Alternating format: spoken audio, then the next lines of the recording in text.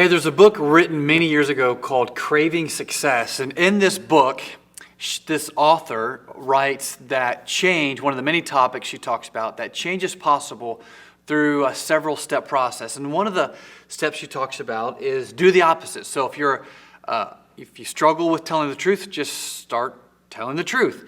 And another step is just to stop it. So if you struggle with lying or struggle with stealing or struggle with fill in the blank, you should just stop it.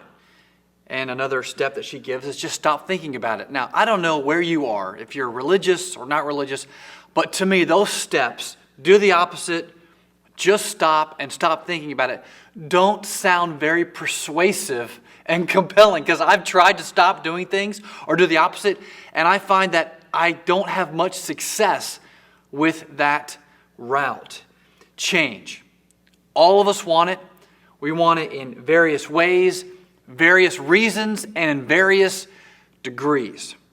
Hey, my name is Nate. I serve as a pastor at Graceland Church. So thankful that you have come back. If you've come back from previous episodes that you've watched, if you're new, grateful that you're here.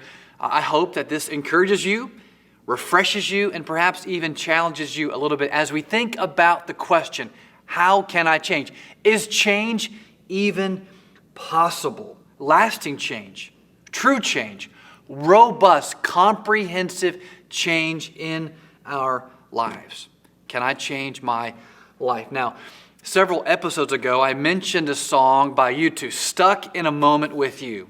And I mentioned then, and I'll mention it again, the you that I refer to is not so much someone else, but it's you, the guy or the gal staring back at you in the mirror. That's the person that I'm stuck with, that you're stuck with at times. So the problem in my life, the person in my life that gives me the biggest problem is not my wife, it's not my kids, it's not my colleagues, it's not my neighbors, it's not even my enemies. The person that gives me the biggest problem is me.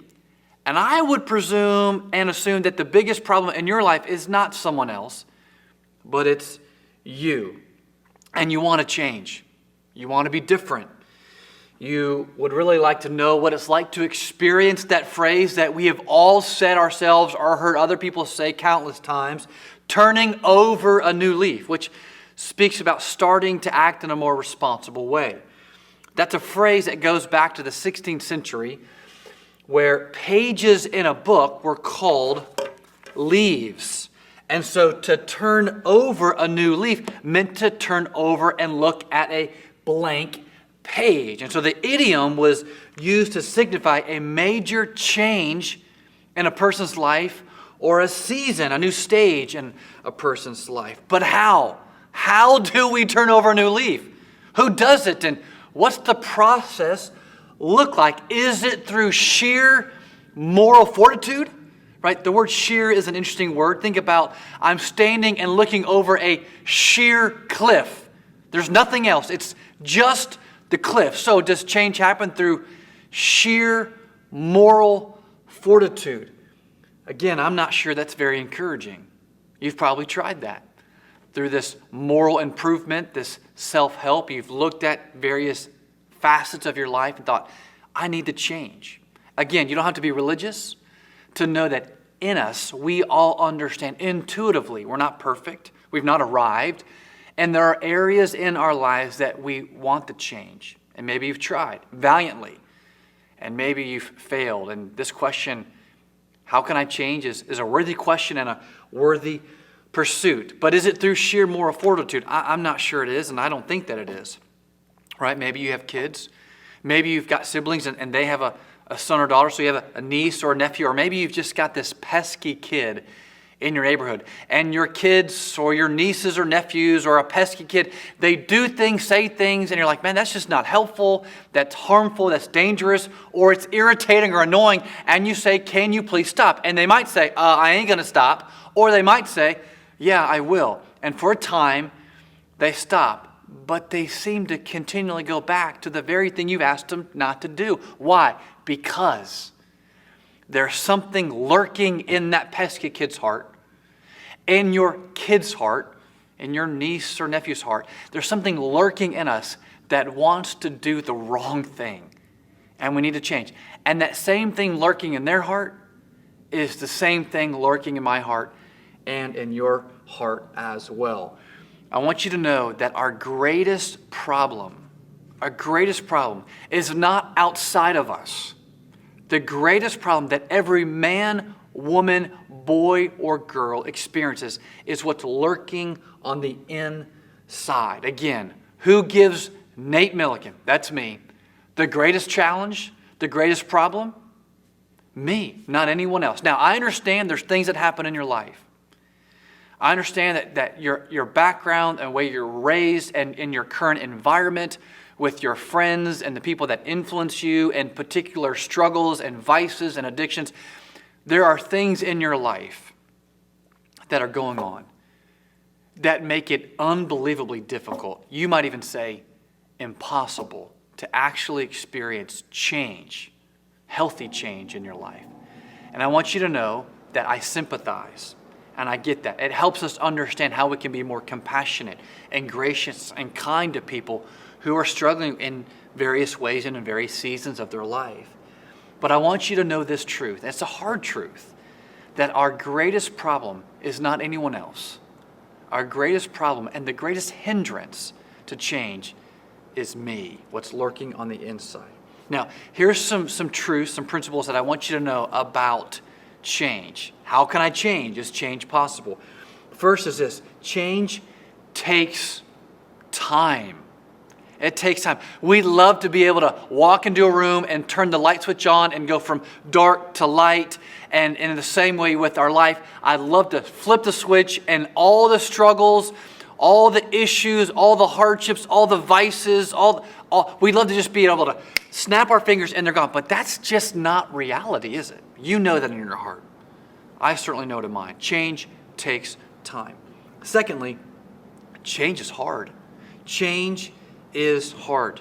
Sometimes we want change, but we want change without breaking a sweat.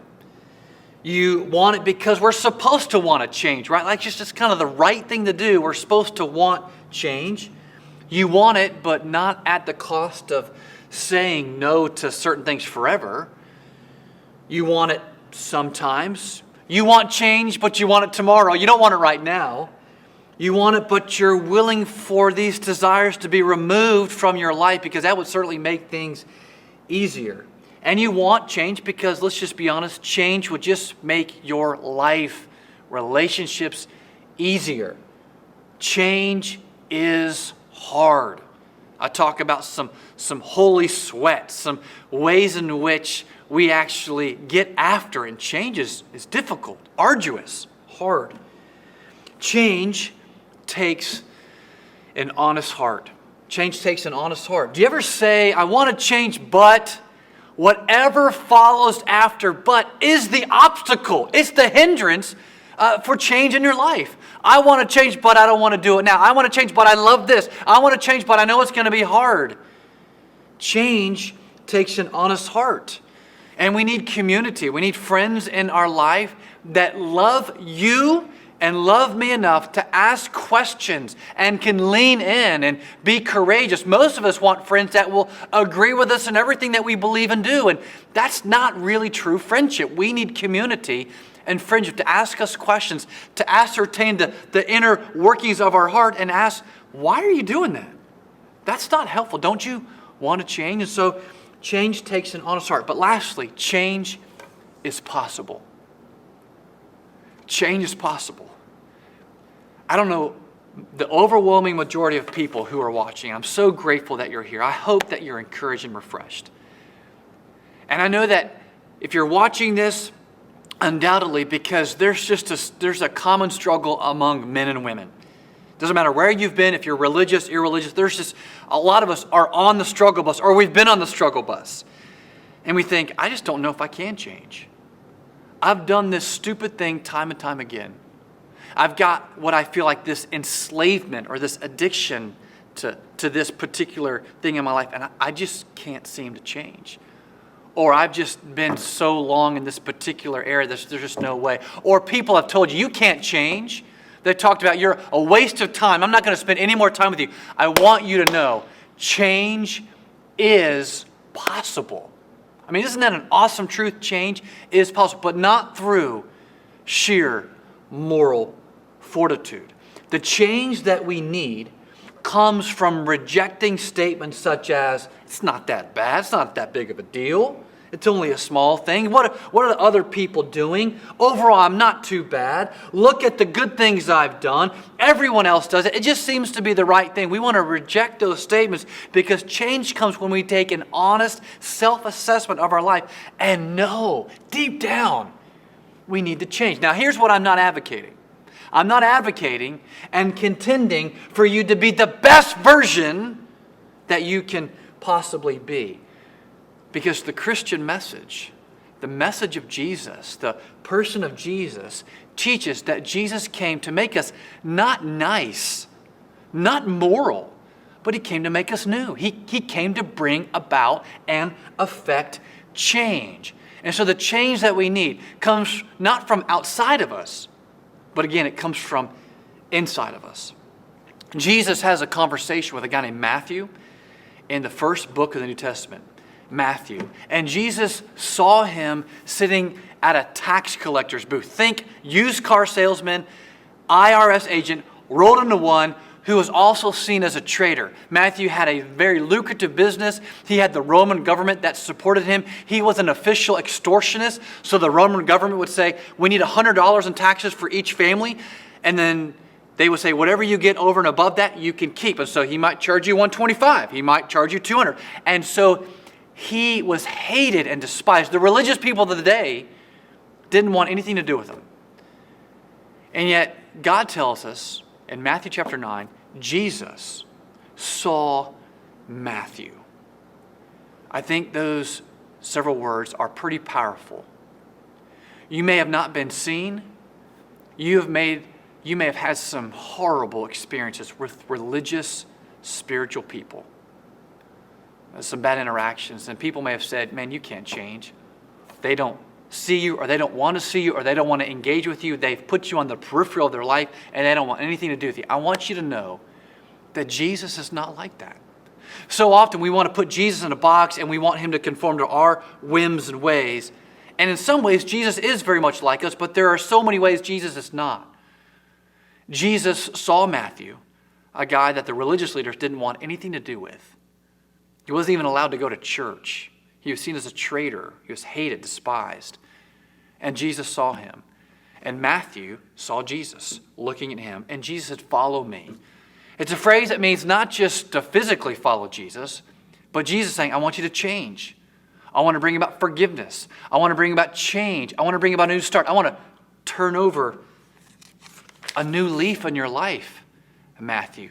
Which came about as Matthew did an honest assessment of his life and knew he was headed in the wrong direction and saw Jesus for who Jesus is, a change agent, a person that comes into our life where Jesus, who loves you enough to have a collision course with our allegiances because He loves you and cares for you, speaks in your life. And He wants you to know today, change is possible. It's hard, it's gritty, it takes time, but it is a reality that you can experience as you come and meet and experience Jesus. I hope that encourages and refreshes and challenges you. Thanks for being with us. We hope to see you again.